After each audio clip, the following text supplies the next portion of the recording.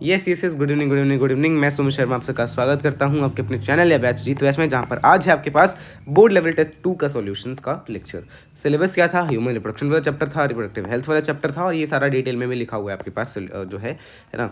अब हम just start करते हैं। देखो, इंग्लिश मीडियम के लिए हमने अलग से बनाया था, हिंदी मीडियम का अलग से टाइप किया हुआ था। तो इंग्लिश मीडियम का पहला क्वेश्चन सर्टोली सेल से रिलेटेड था। सर्टोली सेल्स का चलो आंसर्स हम डायरेक्ट में लिख के लेके आए, तो वहीं से हम देख लेते हैं। ये है मेरे ख्याल, हाँ देखो इंग्लिश मीडियम में जो आपका आंसर, देखो सर्टोली सेल का क्या काम था। एक तो सबसे पहला कि ये जो है इनहिबिन रिलीज करते थे। इनहिबिन जो कि किसमें यूज होता था? Regulation of spermatogenesis, right, regulation में मदद करता था। तो ये देखो इनहिबिन रेगुलेटिंग स्पर्म प्रोडक्शन। और इसका जो एक और जो मेजर काम जो आपको लिखना ही लिखना था, नरिशमेंट एंड सपोर्ट, वो अगर आपने ये लिखा तो आपको 1 नंबर मिलेगा, है ना। और नंबर दे रहे हैं, दैट मीन्स लाल पेन से हमें देने चाहिए या ग्रीन पेन से देने चाहिए, बिकॉज प्रिंसिपल अगर कोई प्रिंसिपल है तो वो तो ग्रीन से देगा ना। बट मैं तो प्रिंसिपल भी नहीं हूँ और ना ही मैं टीचर हूँ। बोले क्या हूँ? इंसान हूँ। मेनार्च क्या था? मेनार्च जो स्टार्टिंग में फर्स्ट मेंस्ट्रुअल साइकिल, देखो ये लिख दिया तो 1 नंबर आपको मिल जाएगा। एक्रोजोम का फंक्शन पूछा गया। एक्रोजोम में क्या होती है? एंजाइम्स होती हैं। स्पर्म लाइसेंस जो कि उसको जो है जोना पेलुसिडा और जो सारे जो भी जो हैं अलग अलग वो थी लेयर्स ऑफ दैट ओवम, उनको क्रॉस करने में मदद करेगी। तो ये 1 नंबर आपको मिल जाता अगर आपने ये एंजाइम्स लिखा है और उनका फंक्शंस लिखा है। Enzyme that help in penetrating and digesting the outer layer of egg. तो यही आपका आंसर हो जाएगा। जाइगोट और एम्ब्रियो का डिफरेंस, देखो जाइगोट और एम्ब्रियो का डिफरेंस क्या है कि जाइगोट से ही बाद में एम्ब्रियो बनेगा।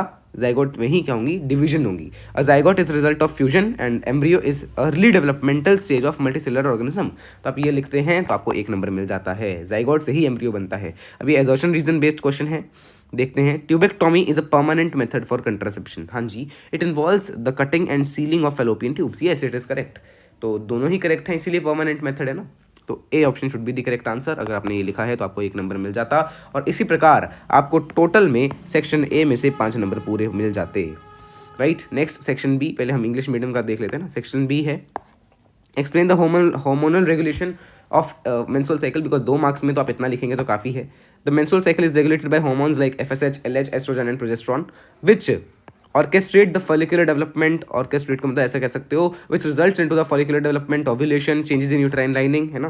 तो दिस अगर आप इतना लिखते हैं या आपने इन हार्मोन्स का नाम लिखा, नाम लिखने का 1 नंबर है, 1 नंबर नाम का, और 1 नंबर आपको इनको फंक्शंस का मिलेगा। तो that will be 2 marks like this. Describe the process of spermatogenesis, इसमें आप ये आंसर ना लिख के पूरा आप फ्लो चार्ट बनाएं तो वो बेटर रहेगा।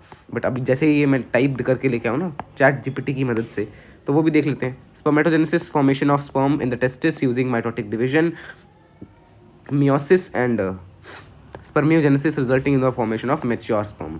बट स्टिल ये आंसर इतना एक्यूरेट नहीं है। तो अगर आप ऐसा आंसर भी लिखते हैं तो आपको पूरे नंबर तो नहीं मिलेगा, आधा नंबर जरूर मिल जाएगा। बोले आधे नंबर से हमें क्या, हमें तो पूरा चाहिए। तो पूरा चाहिए तो फ्लो चार्ट बनाओ, आपको पूरे नंबर मिल जाएंगे। Why is the human chorionic gonadotropin HCG important during pregnancy? तो देखो क्या क्या इसका आंसर में क्या आएगा। डिफ्रेंशिएट बिटवीन है, अच्छा बी को जो क्वेश्चन है ना, क्वेश्चन है ये, आंसर देखना। HCG sustains the corpus luteum ensuring progesterone. अच्छा HCG क्या था? ह्यूमन कॉरियोनिक गोनेडोट्रोपिन एक हार्मोन था जो कि प्रेगनेंसी के टाइम पे रिलीज होता था। और ये किसकी जो जगह लेता था? देखो क्या करता था, ये कॉर्पस ल्यूटियम को रहने देता था, सस्टेन करता था उसको, जो है डिग्रेड नहीं करने देता था, है ना। इसे डिजनरेट हो जाता था ना बाद में, तो वो डिजनरेट नहीं होगा। तो it sustains the corpus luteum ensuring progesterone production crucial for maintaining pregnancy. तो फिर प्रोजेस्टेरॉन आता रहेगा, राइट। देन आइडेंटिकल ट्विंस और फ्रेटर्नल ट्विंस का डिफरेंस है। Identical twins result from single fertilized egg and fraternal twins from fertilization of 2 separate eggs. तो अगर आप इतना लिखते हैं आपको 1 नंबर दोनों का मिल जाएगा, यानी कि 2 नंबर आपको मिल जाएंगे टोटल पूरे क्वेश्चन में। Role of progesterone in maintaining the pregnancy, pregnancy में प्रोजेस्ट्रॉन का क्या काम है ना। यूट्राइन लाइनिंग, राइट, और shedding and supports, preventing its shedding and support the pregnancy of inhibiting uterine contraction. This would be a better answer या perfect answer for this question. Human sperm का diagram exact आप book से देख के बना सकते हो, आपने पढ़ा भी होगा, ऐसा आप बनाते थे, है ना। ये हो गया हेड, राइट, ये देखो ये हो गया आपके पास नेक वाला पार्ट, हेड वाला पार्ट और टेल वाला पार्ट। हेड वाले पार्ट में ये आ गया क्रोमोसोम, न्यूक्लियस, ठीक है। यहाँ पे आपके वो डिस्टल एंड जो प्रोक्सिमल डिस्टल सेंट्रियोल्स आ गए, है ना। माइटोकॉन्ड्रियाज बना देना यहाँ पे, है ना। और टेल में आप बना देना, ठीक है। तो ये तो आसान था क्वेश्चन। तो इसमें आपको 2 नंबर मिल जाते।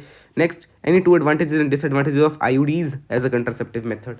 Advantages include long term effectiveness and minimal user involvement. हाँ, ये तो एडवांटेज हो गया। डिसएडवांटेज की डिस्कम्फर्ट हो सकता है इंसर्शन के टाइम पे, और कभी कभी क्या होता है साइड इफेक्ट्स भी होते हैं इन सब के, बिकॉज इंसर्ट हो रहा है कोई ना कोई चीज़, तो साइड इफेक्ट तो होगा ही। ये लिखा होता तो 2 नंबर मिल जाते। एंड इसी के साथ आपको इसमें से टोटल 6, या किसी ने मान लो यहाँ पे फ्लो चार्ट ना बनाया हो तो उसको कम मार्क्स मिल सकते हैं। बाकी तो आपको आते ही थे क्वेश्चन, सारा कुछ डिस्कस किया ही हुआ है लेक्चर्स में, right. Event during fertilization in humans, तो ये स्टार्टिंग का जो चैप्टर है, चैप्टर के स्टार्टिंग में आपको एनसीईआरटी में दे रखा है, बट यहाँ पे जो लिखा हुआ है पहले वो भी पढ़ लेते हैं। अच्छा, ड्यूरिंग फर्टिलाइजेशन पूछा है तो सिर्फ इतना ही लिखोगे जो यहाँ पे दिया हुआ है। Fusion of sperm and egg in fallopian tube forming a zygote, zygote undergoes cleavage and forms the blastocyst. ये आंसर बिल्कुल एक्यूरेट होगा, तो इसमें आपको थोड़ा सा और इलैबोरेट करके लिख देना, है ना, इलैबोरेट करके लिख देना, तो आपको 3 नंबर मिल जाएंगे। वैसे तो ये 3 नंबर का क्वेश्चन था नहीं, बट अब डल गया तो कोई बात नहीं।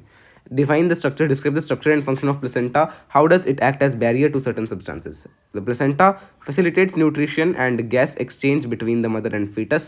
तो इसमें आपको स्ट्रक्चर भी डिस्क्राइब करना था, स्ट्रक्चर कैसे बनता है ये, है ना, तो वो आपकी एनसीईआरटी में बड़े अच्छे से दे रखा है कि ऐसे विलाए हैं, एम्ब्रियोनिक विलाए, है ना, वो जब जाएंगे ऐसे आपस में, है ना, ऐसे जुड़ते हैं और उससे बनता है। तो ये आपको सारा एक्सप्लेन करना था, तो 1.5 नंबर उसका मिलता, है ना, मतलब 1 नंबर स्ट्रक्चर का, 1 नंबर फंक्शन का, और 1 नंबर जो आगे दिया हुआ है कि ये बैरियर कैसे है, देखना इट सिलेक्टिवली अलाउ सर्टेन, तो ये आपको 3 नंबर इस तरह से मिल जाते।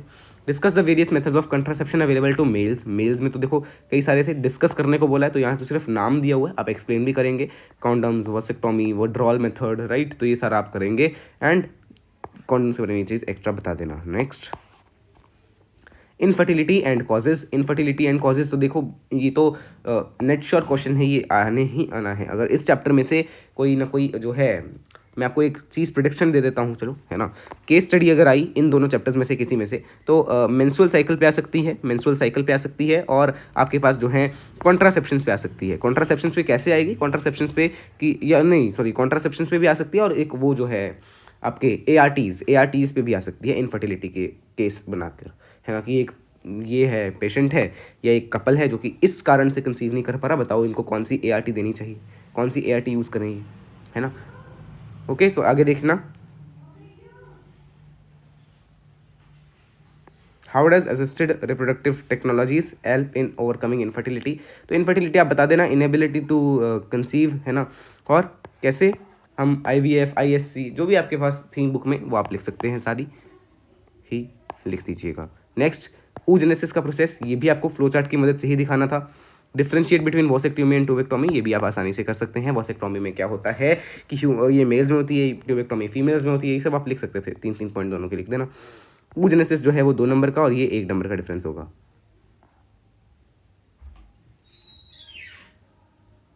Stages of embryonic development during pregnancy explain. अच्छा, यहाँ पे कोई अभी आया था ना, तो इसलिए एम्ब्रियोनिक डेवलपमेंट के स्टेज आपको बताने प्रेगनेंसी के टाइम पे, तो वो आप कर सकते हो आसानी से। वैसे तो इसका आंसर कहाँ है, देखो, fertilization, cleavage, blastula formation, gastrulation and organogenesis. तो ये सारा आप लिख देना, थोड़ा डिटेल में लिखना पड़ेगा ऑफ कोर्स, बिकॉज 5 नंबर का क्वेश्चन है, तो ऐसे आप इतना छोटा सा तो नहीं लिखेंगे।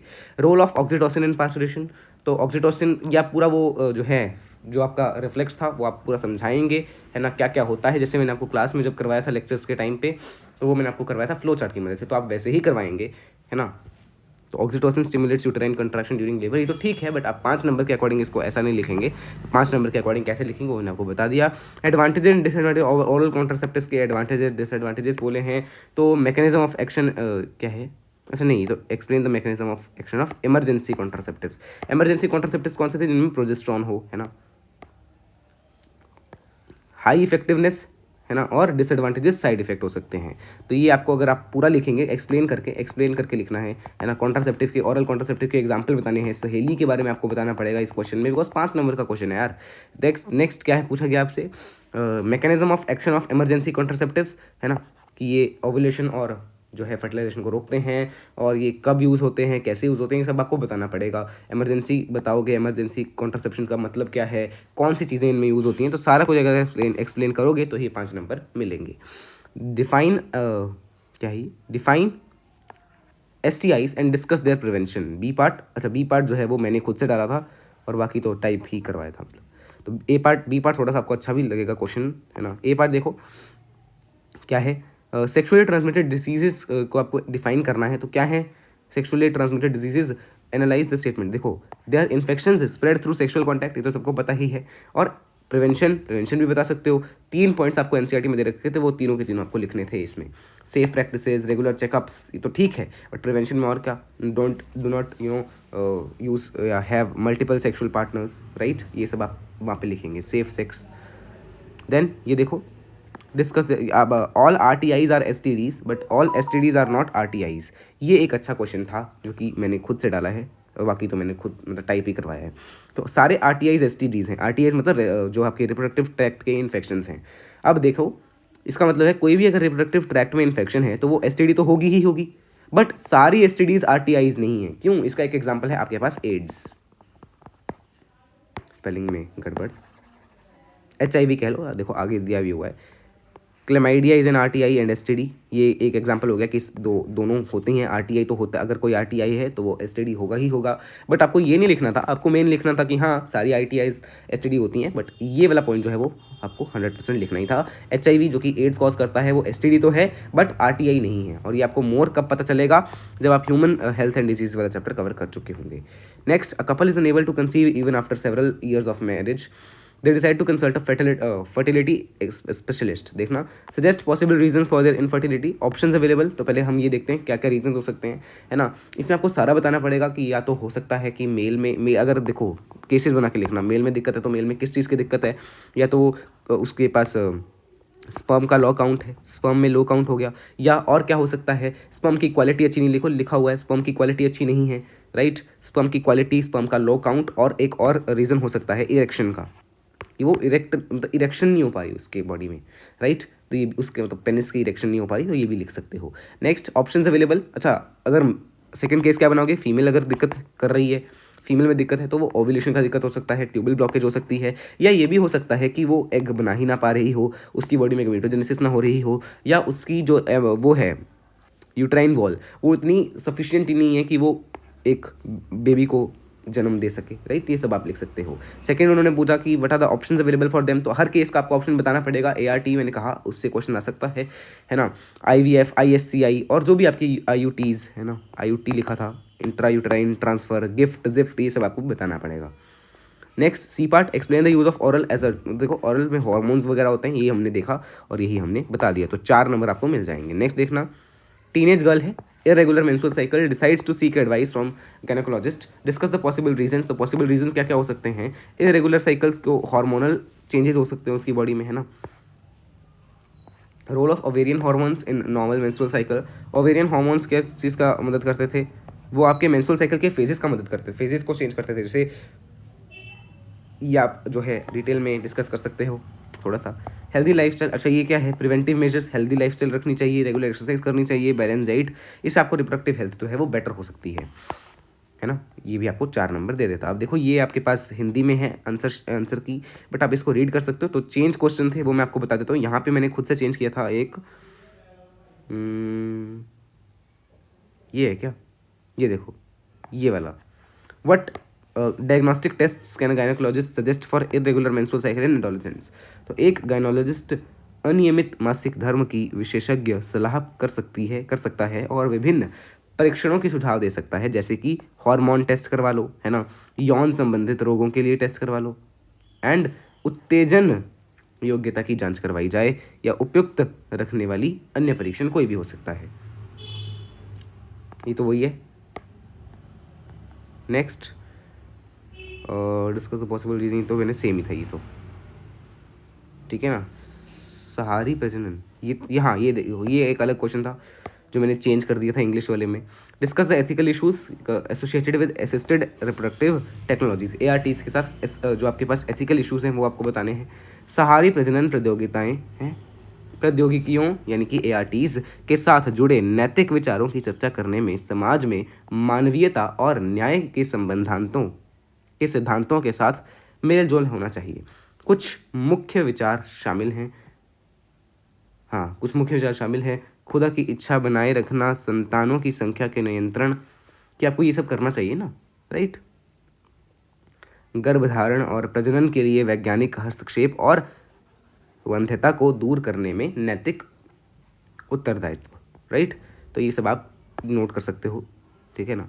और ये तो वही था उनके लिए, तो सारा वही है, ARTs आपको सजेस्ट करनी है। और मैंने एक और क्वेश्चन चेंज किया था, ये तो सेम है, ये भी सेम है, ये भी ट्यूबेक्टोमी और ये भी सेम है, ART के संबंध में ये भी सेम है। ये वाला क्वेश्चन 15th का B, let me check it out, क्या ये सेम क्वेश्चन है 15th का B? हाँ सेम ही है।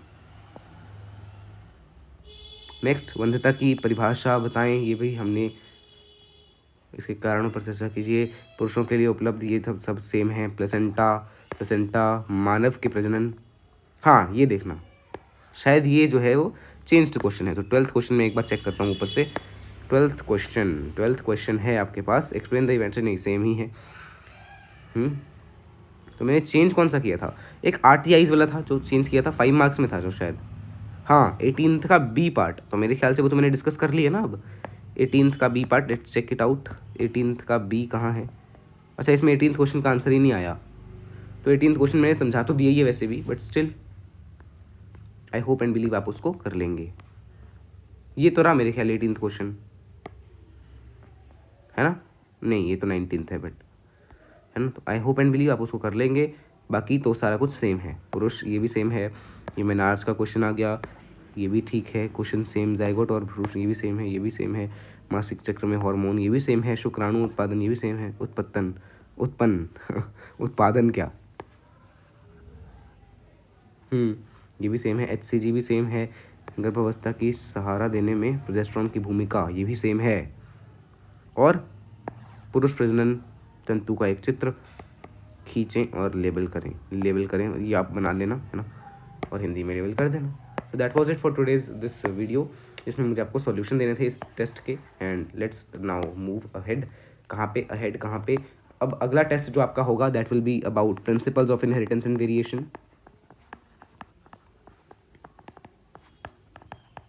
उसके रिलेटेड आपको इन्फॉर्मेशन दे दी जाएगी। तो आज आपको कोई लेक्चर नहीं गया। अब कल जो है, मतलब जो मैं 20 दिसंबर को रिकॉर्ड कर रहा हूँ ना, तो 21 दिसंबर को आपको मिलेगा लेक्चर। लेक्चर नंबर है आपके पास 3 of that chapter bio technology and it's applications. With that आपका चैप्टर कंप्लीट कर देंगे हम। और लेक्चर नंबर 4 अगर कोई होगा उसका, है ना, तो उसमें हम क्या करेंगे ना, उसमें आपको सिर्फ NCERT रीड करवाऊंगा मैं, सिर्फ NCERT रीड, बिकॉज लास्ट का टॉपिक जो वो सिर्फ NCERT से ही हम रीड करेंगे। और किसी ने अगर बकवास की उस लेक्चर में कि सिर्फ NCERT भाई है, इतने टाइम में तो बंदा ये कर लेता है वो कर लेता, तुम मत देखो यार, ओके। ये मैं कहना चाहूँगा। अब मैं क्या कर सकता हूँ अगर आपने नहीं देखना तो, है ना, मैं तो पढ़ा रहा हूँ और देखना इसी में से आएगा भी पेपर, ठीक है। चलिए फिर बस यहीं तक आज का लेक्चर था, मिलते हैं लेक्चर में, तब तक के लिए जय श्री कृष्ण, राम राम, सीताराम, श्रीमन नारायण, राम राम।